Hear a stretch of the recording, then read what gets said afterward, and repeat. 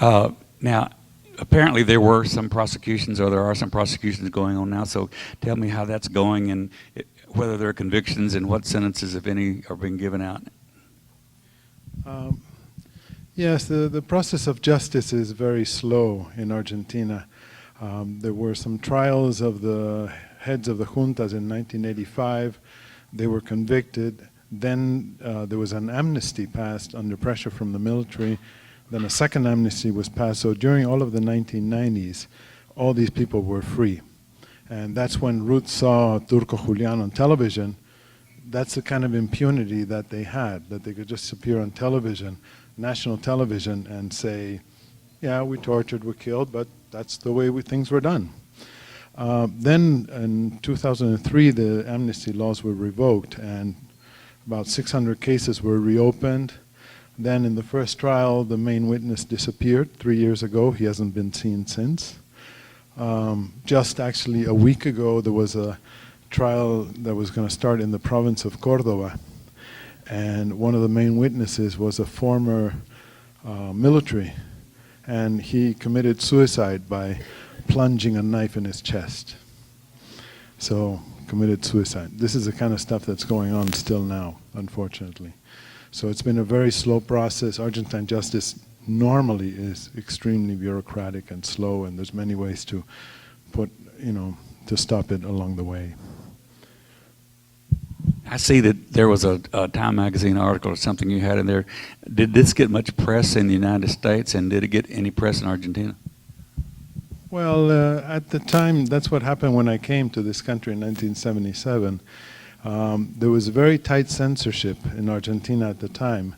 Especially for young people, you have to remember there was a time before the internet and before cell phones and before all of this. So it was possible for a government to very, very tightly control the press. I would send all clippings to Argentina. I would make Xeroxes and send them in the mail, because that would not be open. So that was the way that I could spread the news. Interestingly enough, I said before the film that there have been many, many coincidences. I showed the film recently. It was shown on PBS, on a series called Independent Lens. And I got an email from somebody who actually had written that New York Times article in 1979, an Argentine guy, who actually had written it under pseudonym because he was afraid at the time. So there have been many things like that that have come up because of the film. Many people have reconnected through the film. At the end, I go with Ale, with Patricia's sister, and we sit outside in a patio talking with Mercedes Perez-Savi, and she tells the story of Claudia, that she thinks that Patricia left the Cuban embassy when Claudia, another girl who worked there at the time, was kidnapped, but came back and told her story, how she had been tortured. Well, Claudia and Mercedes reunited last December because of the film. A friend of mine, a Chilean, had a copy of the film.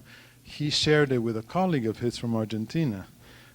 This woman started seeing the film, gets to that part and says, "This is my cousin Claudia's story." Calls Claudia in the middle of the night and said, "I didn't know somebody was telling your story in a film." She said, "What film?" She had no idea.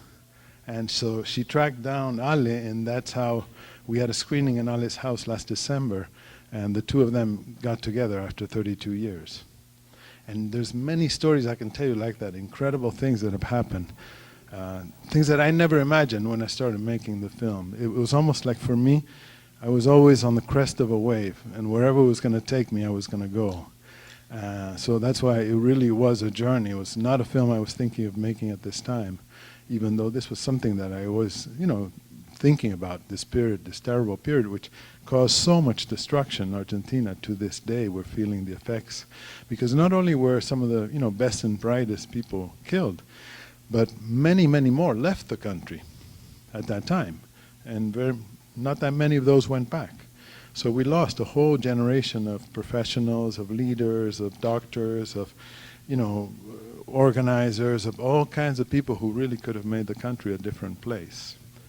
Yes, that was one of the most sad and sinister things that happened, is that a lot of these young people were really deeply committed to the cause.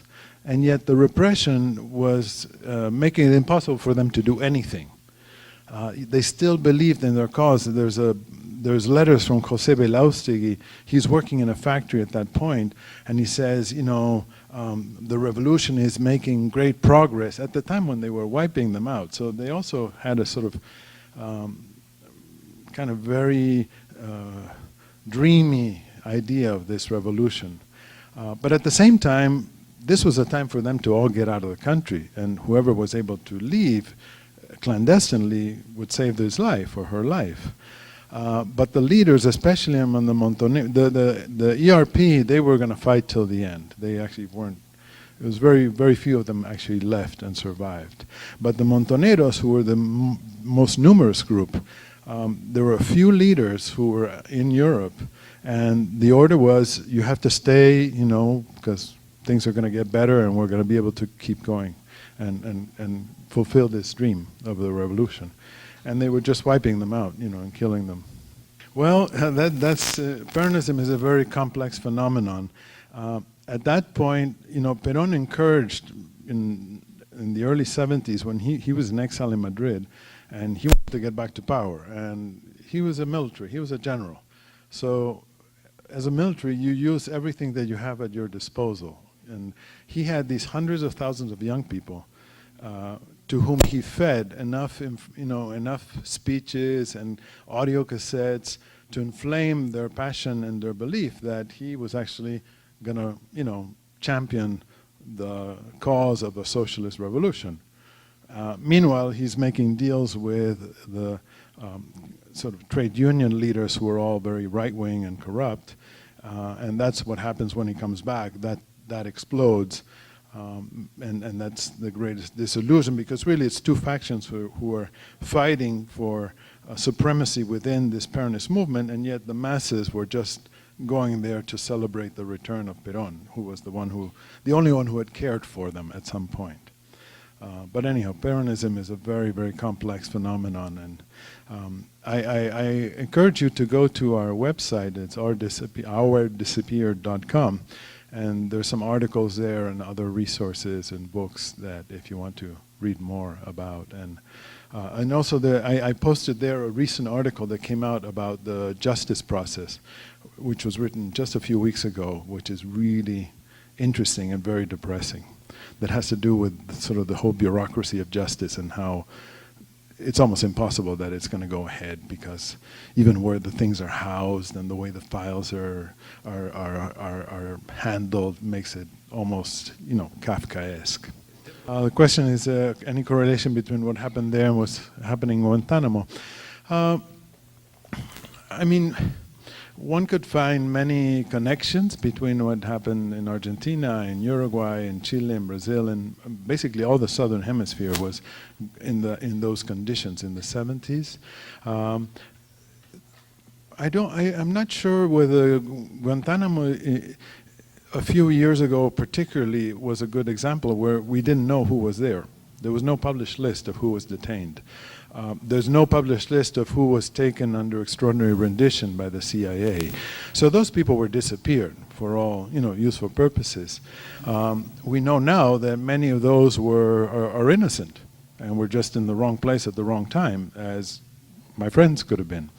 So when you start doing extra legal justice, quote unquote, those are the kinds of things that can happen. They can happen in Guantanamo, in Afghanistan, in Iraq. In Iraq, there's tens of thousands of prisoners, who are in